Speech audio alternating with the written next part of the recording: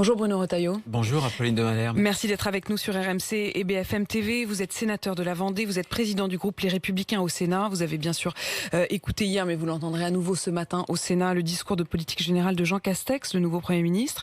Plan de relance de 100 milliards d'euros, aide aux plus modestes, aux familles, aux étudiants, priorité à la sécurité, à la lutte contre la délinquance au quotidien, loi contre le séparatisme islamiste. Franchement, tout va bien, n'est-ce pas? On a l'impression quand même que c'est un discours que vous auriez presque vous-même pu prononcer. Mais ça fait 3 ans que j'entends des discours que j'aurais pu prononcer.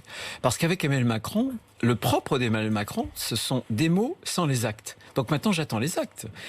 Vous disiez qu'il indiquait que sans doute à l'automne, à la reprise, à la rentrée, on aurait un texte sur le séparatisme islamiste. Très bien. Voilà un de vos combats. Eh bien, un de mes combats. Vous aviez promis, vous aviez demandé à ce qu'il y ait une lutte, un plan contre. Exactement. J'ai même fait voter au Sénat.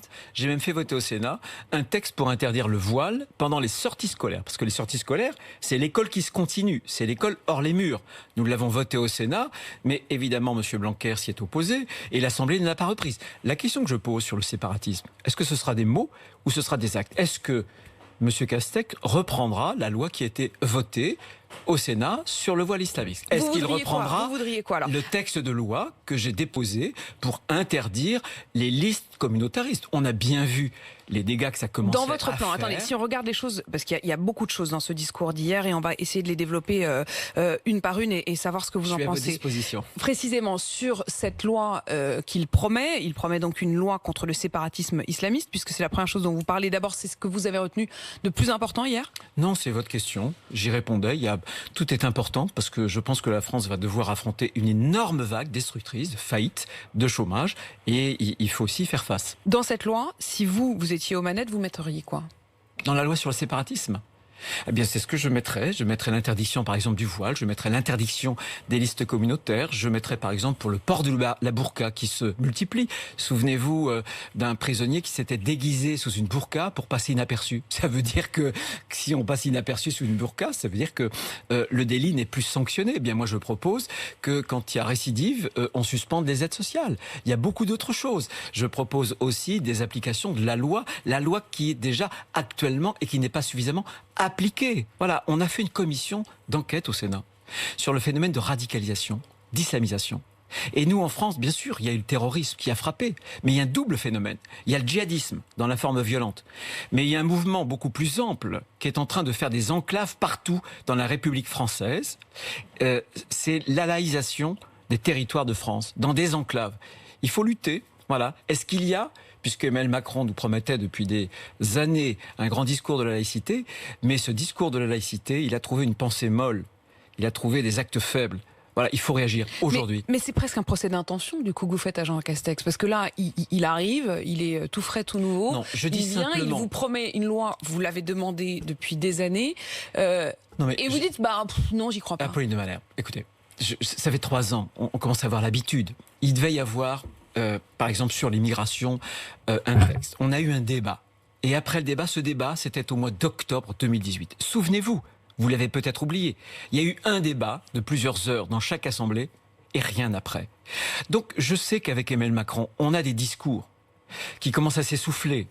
Je l'ai entendu il y a 2 jours. On voit bien qu'il est à bout de souffle. Il a beaucoup de mal à inventer de nouvelles solutions et donc à se réinventer lui-même. Mais c'est d'abord les mots. Donc les mots ne suffisent plus à susciter en France la confiance non seulement de nous, parlementaires, mais surtout des Français. Les Français veulent des actes et des résultats. Ils ne suffisent plus à vos yeux, mais enfin, est-ce qu'ils sont justes ces mots? Quand on voit le mot territoire qui a été martelé hier par Jean Castex, ça aussi, ça devrait correspondre à ce que vous applaudissez. Ces mots, bien sûr, sont justes. Mais dans les discours d'Emmanuel Macron, souvent j'ai été séduit par des discours d'Emmanuel Macron. Je peux le reconnaître et je l'ai souvent dit. Simplement, il y avait un énorme fossé entre ces mots-là, ces paroles, et les actes qu'il produisait. Chez lui, les mots n'enclenchent pas sur l'action. C'est ça qui est terrible. Et c'est ce qui crée le sentiment de l'impuissance publique. Et l'impuissance publique, c'est la mère de la défiance. C'est la mère, justement, de l'abstention dans les votes. On en est là. Il faut des résultats pour rassurer les Français. Il faut plus que des discours. On va parler aussi de ce plan de relance économique, mais quand vous dites la défiance, revenons un instant sur ces images qui ont été assez frappantes de l'échange entre quelques gilets jaunes et Emmanuel Macron dans le jardin des Tuileries le 14 juillet après-midi, qui lui disent vous êtes mon employé, Monsieur le Président. Est-ce que c'est des mots dont vous dites bah oui, au fond, on est les employés des Français, on est là pour eux, ou est-ce que vous condamnez cet échange ? Non, non, on n'est pas les employés. Emmanuel Macron n'est pas l'employé des Français. Il est au service des Français. Il est au service des Français. Et je condamne les propos violents. Je pense que moi, je suis attaché à nos institutions. Je conteste la politique d'Emmanuel Macron, mais je reconnais la légitimité d'Emmanuel Macron comme président de la République. Et quand on insulte le président de la République, on insulte la République. Comment est-ce qu'il peut sortir de ce difficile dialogue avec les Français ? Il a tenté d'en sortir pendant le 14 juillet. Il a fait un exercice de justification et pratiquement de contrition, mais ça n'est pas la première fois. Moi, je pense que désormais, il lui reste une grosse année, tout au plus, avant la campagne présidentielle. Je pense qu'il devrait d'abord oublier cette campagne présidentielle. Il devrait oublier, justement, s'oublier lui-même. On a souvent indiqué que finalement le macronisme, c'était pas un hypercentrisme, c'était plutôt un égocentrisme. Qu'il s'oublie pendant ces 18 mois. Il est obsédé par la campagne présidentielle à vos yeux ? Je pense que oui, évidemment. Donc qu'il oublie cette campagne présidentielle, qu'il consacre chaque minute qui passe au service de la France et des Français, pour redresser la France. Qu'il oublie, je veux bien, mais vous, à droite, vous devriez peut-être y penser un peu plus, parce qu'on se demande quand même ce qui va vous arriver. Quand on voit que Jean Castex était encore il y a 2 semaines adhérent des Républicains, qu'il a démissionné de cette adhésion pour devenir Premier ministre, quand même, il incarne la droite, que vous le vouliez ou non. Qu'est-ce qui vous reste à vous ? Mais il nous reste nos valeurs, il nous reste nos convictions. Et il ne suffit pas qu'un Premier ministre soit débauché de notre famille politique pour faire en sorte qu'on soit dépouillé de ses convictions. Moi, je pense que la droite doit balayer devant sa porte. J'ai souvent indiqué d'ailleurs que la droite n'avait pas eu ce courage d'ailleurs de faire en sorte qu'on puisse revenir à des convictions vraies et qu'on a parfois rusé. D'ailleurs, la droite s'est confondue avec une certaine gauche. Cette vieille droite d'ailleurs était un peu la même chose que la vieille gauche. C'est-à-dire qu'on avait d'un côté le libéralisme social et de l'autre côté le social-libéralisme. Mais qu'est-ce qui vous différencie aujourd'hui ? Au-delà de la question de la différence entre parole et acte, on a bien compris. Mais sur les intentions, c'est les mêmes que vous. C'est sur les faits. Nous sommes attachés à la liberté.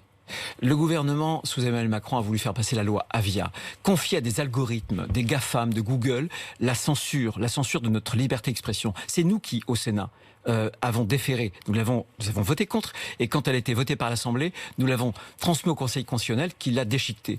Nous sommes attachés, nous aussi, à l'ordre, à l'autorité de l'État. Le président de la République n'a même pas cité la gendarme qui a été malheureusement assassiné. Il n'a pas cité le conducteur de bus à Bayonne qui a été lynché. Eh bien, l'autorité de l'État, c'est la droite. Le régalien, c'est aussi la droite.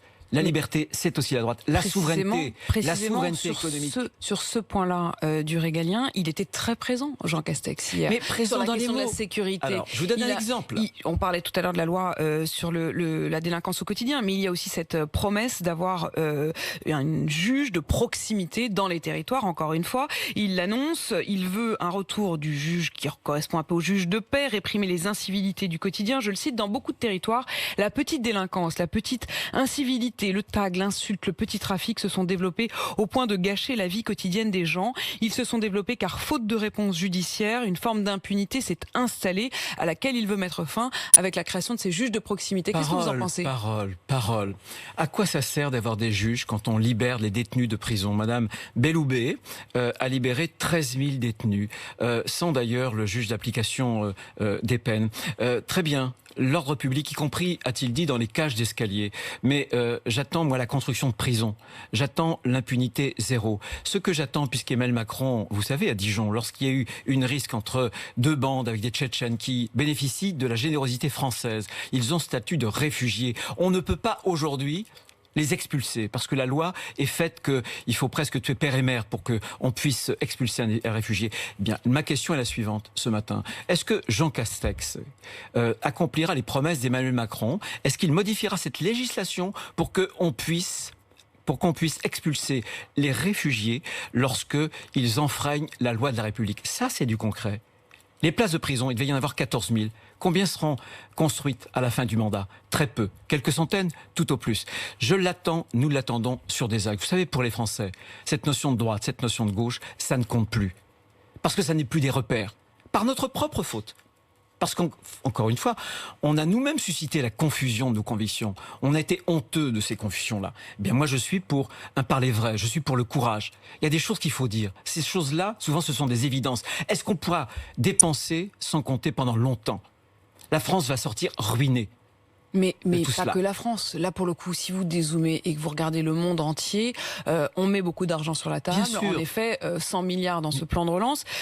Mais les autres font pareil. Mais j'ai voté, vous voyez. Vous n'alliez pas dire, opposition. Il faut faire moins, si. Apolline de Mallet, je ne suis pas dans une opposition pavlovienne. J'ai voté les 2 textes de finances, le PLFR 1, le PLFR 2, qui prévoyaient beaucoup d'argent pour éviter évidemment les faillites et trop de chômage. Je les ai votés. Simplement, ce que je veux vous dire, c'est que la crise est la bandeau. Avant la crise, est-ce que vous connaissez le classement de la France sur le déficit public en Europe? Nous étions à l'avant-dernière place. Il y avait simplement la Roumanie qui fait pire que nous.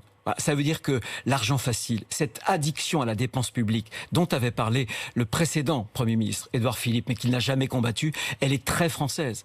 Et à un moment donné, les factures, les dettes, ça se paie. Et on les paiera avec les impôts de demain. Et ce sont les futures générations. Mais soyons là encore très concrets. Si vous ne faites pas ça, vous faites quoi? C'est-à-dire que si vous dites je vais vous donner un exemple. Moins, vous auriez fait quoi, vous, pour relancer? Je vous donne un exemple très concret. Le Ségur de la santé. Bien sûr qu'il fallait sans doute revaloriser les salaires des soignants, leur carrière aussi. C'est 8 milliards.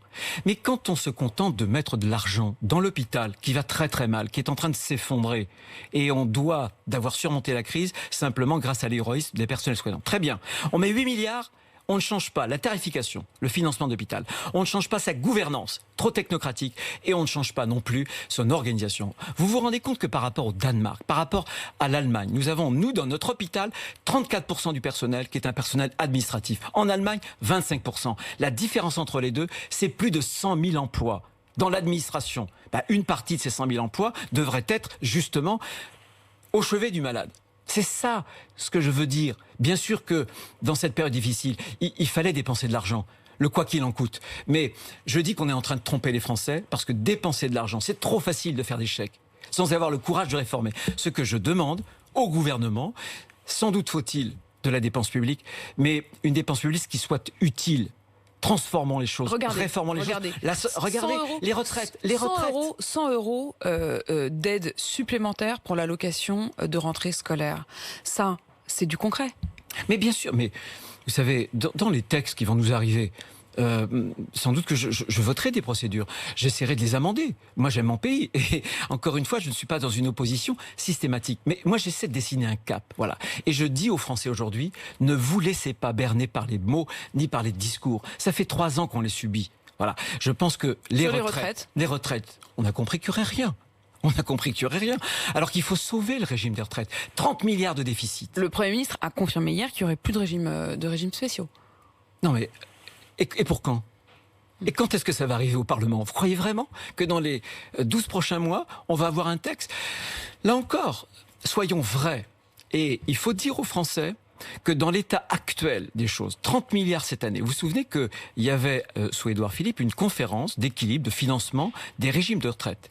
Il y a un papier qui avait été donné aux participants, aux syndicats, qui montrait que ce papier, il y aurait 130 milliards entre 2018 et 2030. Avec les chiffres de cette année, on sera sans doute à plus de 150 milliards. Ça veut dire que les retraites de demain ne sont pas assurées.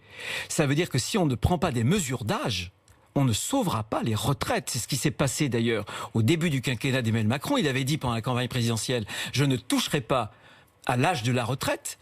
Et il a baissé les retraites parce qu'il avait augmenté notamment la CSG que supportaient les retraités. C'est ça, il faut être concret. Avec cette sortie de la crise du coronavirus, d'ailleurs on n'est pas tout à fait sûr d'en être complètement sorti, mais enfin en tout cas sorti du confinement, les aides pour les entreprises les plus fragilisées, notamment les commerçants, vous auriez fait quoi de plus, vous? C'est ce que je l'ai voté, et j'avais proposé d'ailleurs dans un camp quotidien du matin, c'était je crois le 12 mars, le dispositif du chômage partiel. J'avais proposé un certain nombre de points qui d'ailleurs avaient été repris. Donc quand le gouvernement reprend un certain nombre de propositions, moi j'en suis ravi. Simplement ce que je dis, c'est qu'on ne se tirera pas d'affaire faire sans un certain courage. Voilà. Il faut sans doute dépenser, mais demain, il faudra d'abord dépenser utilement, l'exemple de l'hôpital, mais il faudra prendre des mesures courageuses. Voilà. Les mesures courageuses, quand le président de la République dit il faut travailler davantage, comment on fait? Peut-on dire il faut travailler davantage sans soit repousser l'âge de la retraite de 1 ou de 2 ans pour assurer le pouvoir d'achat des retraités? C'est pas pour un effort que pour l'effort, c'est du concret. Comment peut-on faire? Comment peut-on dire on ne travaille pas assez, mais en même temps ne pas toucher autant de travail? Mais vous êtes pour le fait que les Français travaillent davantage alors qu'ils sont exsangues de cette année qu'ils viennent de traverser? Mais est-ce que c'est audible? Mais peu importe, moi je le dis. Si je fais de la politique, je le fais avec mes convictions. Et je dis ce qui me paraît bon pour la France. Je dis aux Français que je ne connais pas d'épreuves individuelles ou collectives qu'on puisse surmonter sans un minimum d'effort. Je pense, et je le dis, que dans une année, dans une vie, on est en France le pays d'Europe qui travaillons le moins. Est-ce que vous pensez un seul instant qu'on améliorera le pouvoir d'achat, le niveau de vie des Français en travaillant toujours moins et en redistribuant toujours plus de richesses? Avant de redistribuer la richesse, il faut la créer. Et la vérité, là encore, m'oblige à dire que depuis des années, nous avons perdu en niveau de vie à peu près 13% par rapport à l'Allemagne. Mais nous avons aussi perdu par rapport aux Belges, par rapport aux Suisses, par rapport aux Autrichiens. On a perdu du niveau de vie en France. Bruno Retailleau, on évoquait à l'instant la crise du coronavirus, avec la crainte éventuelle d'une nouvelle circulation du virus. Cette décision de rendre obligatoire le port du masque dans les lieux clos, mais uniquement le 1er août, peut-être plus tôt si c'est nécessaire, a dit Jean Castex dans les pages du Parisien ce matin. Vous auriez fait quoi, là encore, vous? Est-ce que vous estimez qu'il faudrait que ce soit obligatoire plus vite? Mais Apolline Malherbe, reprenez les discours, mes interventions pendant le confinement. J'ai dit depuis le départ que la stratégie du gouvernement était insuffisante. Elle n'était que trop passive parce que le confinement, c'était une cloche mise sous la France. Mais il fallait casser les reins de l'épidémie. Il fallait prévenir avec le port du masque. J'avais même proposé qu'il soit rendu obligatoire. Il a fallu 5 mois pour qu'on commence à y penser et que ça soit que pour le 1er août prochain. Donc on a toujours un temps de retard. Donc prévention. Là il y a encore un temps de retard. Toujours un temps de retard. Pour vous, il fallait le rendre obligatoire. Regardez le dépistage. Le Premier ministre nous a annoncé au moment du déconfinement qu'on aurait 700 000 tests par semaine. Mais c'est le cas. Mais c'est le cas, visiblement. Simplement, les Français ne les font pas. C'est faux. C'est faux. Pourquoi? C'est sans doute autour de 300 000, Exactement. 350 000. Dans les faits, c'est à peu près 350 000. Et le président de la République nous dit, mais on a la capacité, mais il n'y a pas la demande. Mais pas la demande, c'est parce qu'il n'y a pas la stratégie, puisque les personnes sont désormais le plus souvent asymptomatiques. Donc ils n'y vont pas, donc ils font un dépistage massif. Concrètement, pourquoi a-t-on interdit à la médecine du travail, aux entreprises, de faire un dépistage massif? Pourquoi? Voilà. Donc c'est un manque de stratégie sur les masques. Au départ, c'est parce qu'on n'avait pas de masque. Maintenant, désormais, on en a. Mais manque de stratégie sur le dépistage. La seule stratégie qu'on doit avoir, et malheureusement, on n'en a pas pris de chemin, c'est dépister massivement, ensuite tracer et isoler les personnes qui sont peut-être parfois asymptomatiques mais contaminées pour qu'elles ne transmettent pas cette contagiosité. Bruno Retailleau, je vous repose quand même la question sur les masques. Est-ce que vous êtes favorable au fait de les rendre obligatoires? Je l'ai dit, bien sûr, oui. Et dès maintenant? Dès maintenant, oui. C'est rien, je ne comprends pas, il ne faut même pas une loi. Bien sûr, dès maintenant, on a déjà tardé depuis 5 mois, je le demande, dès maintenant, dans les lieux publics qui sont clos, oui, dès aujourd'hui. Un pompier qui a été pris pour cible par des balles réelles à Étampes. Gérald Darmanin était présent sur place hier. Il a promis qu'il y aurait des plaintes systématiques au nom de l'État à chaque fois que les pompiers ou les forces de l'ordre seraient prises pour cible. J'ai l'impression que ça ne vous convainc pas tellement. Franchement, quand j'ai entendu cette information, les bras m'en sont tombés. Ça veut simplement dire que quand il y avait un pompier, quand il y avait un gendarme ou un policier qui était attaqué ou blessé, y compris par une arme, par une balle, on ne déposait pas plainte. Non mais si aujourd'hui la réponse du gouvernement consiste à dire dès qu'il va y avoir un délit, un crime, on va déposer plainte, mais non, moi j'attends des sanctions, des vraies sanctions. Je voudrais simplement rappeler que chaque jour qui passe, il y a 110 personnes qui portent un uniforme, qui soient gendarmes, qui soient policiers, qui soient sapeurs-pompiers, qui sont agressés. 110. Et il y a des gens en France, des activistes, qui veulent dénoncer les violences policières. Ça aussi, c'est une inversion de valeur. Ça aussi, c'est une inversion de responsabilité. Les responsables des violences ne sont pas les policiers, ne sont pas les gendarmes. Il peut y avoir des dérapages. Quand il y en a, on les sanctionne durement. Voilà. Mais ne nous cachons pas derrière cette terminologie que certains veulent employer pour décrédibiliser justement le maintien de l'ordre. L'autorité de l'État, c'est ça. C'est soutenir sa gendarmerie, soutenir ses policiers, soutenir ses sapeurs-pompiers. Gérald Darmanin, il vient de chez vous aussi, un homme de droite. Sa domination. Ça ne veut plus rien dire. Mais ça ne veut plus rien dire. Mais je vous expliquais que la droite avait fait parfois des politiques de gauche. La droite. Il reste un homme de droite quand même, Gérald Darmanin ? Non mais peu importe, seul compte les résultats, seul compte la politique qu'on fait. Il suffit pas de prononcer les beaux discours, il suffit pas de faire des visites ministérielles, il faut sanctionner, il faut avoir un bras qui soit le bras de la République, qui soit un bras qui ne tremble pas. Et quand on doit maintenir l'ordre, on le maintient de façon intransigeante. Il a promis d'être intransigeant, en tout cas pour l'instant. Encore une fois, vous me direz que ce n'est qu'une promesse. Un mot quand même sur ce qu'on appelle l'affaire Darmanin. Quel regard vous portez là-dessus ? Il y a eu un non-lieu pour les accusations dont il était l'objet. Mais une enquête a à nouveau été ouverte par le parquet de Paris dans une affaire où il est accusé de viol, de harcèlement, d'abus de confiance. Est-ce qu'il y a une affaire à vos yeux ? Est-ce que ça vous pose problème qu'il ait été nommé ministre de l'Intérieur alors qu'il y a cette enquête en cours ? Écoutez, moi je pense qu'il me donnera suffisamment d'arguments pour contester sa politique, pour que je porte le fer sur ses actes. Voilà. Je ne m'abaisse jamais vis-à-vis d'un adversaire politique à autre chose qu'à la contestation des actes politiques qu'il pose. Vous avez indiqué vous-même qu'il y avait eu un non-lieu, il y a une présomption d'innocence. Je ne veux pas m'abaisser pour désigner un coupable alors qu'aujourd'hui, tout indique, en tout cas la justice a émis ce non-lieu. Donc voilà, j'ai bien d'autres choses à dire, notamment sur la politique demain de Gérald Darmanin, pour ne pas m'abaisser à ce genre de choses. Vous ne crierez pas avec les loups, Bruno Retailleau. Je ne hurle jamais avec les loups. Je n'emploie jamais ce type de procédé vis-à-vis de mes adversaires. Un mot encore, ce discours de politique générale de Jean Castex, il vous le sera à nouveau prononcé devant vous, les sénateurs, à 10h. Il a été lu en fait par le numéro 2 du gouvernement, et donc on n'a pas eu l'accent chantant. Donc vous aurez tout à l'heure à 10h l'accent chantant, mais vous n'aurez pas le droit au vote puisqu'il n'y aura pas de vote derrière. Vous le regrettez? Vous auriez voté quoi vous? Non, parce que je me serais sans doute opposé, comme l'ont fait d'ailleurs dans l'immense majorité les députés. Non, je pense que au Sénat comment dirais-je, les choses sont différentes, puisque le vote à l'Assemblée, c'est ce qui permet de renverser un gouvernement. Mais le Sénat n'a pas la possibilité, par un vote, de renverser un gouvernement. Mais vous auriez voté contre. Mais j'aurais voté contre. Vous ne vous seriez pas abstenu. Je ne me serais pas abstenu. J'avais d'ailleurs, il y a 15 jours, en réunion de mon groupe avec les sénateurs, indiqué, nous avions eu cette discussion et nous convergions très largement pour un vote d'opposition, même s'il fallait quand même attendre les propositions qui nous seraient faites. Mais là, vous attendez les faits. Merci beaucoup d'être venu sur RMC et BFM TV. Bruno Retailleau, je rappelle que vous êtes le sénateur de Vendée, président du groupe LR au Sénat. Il est 8h56.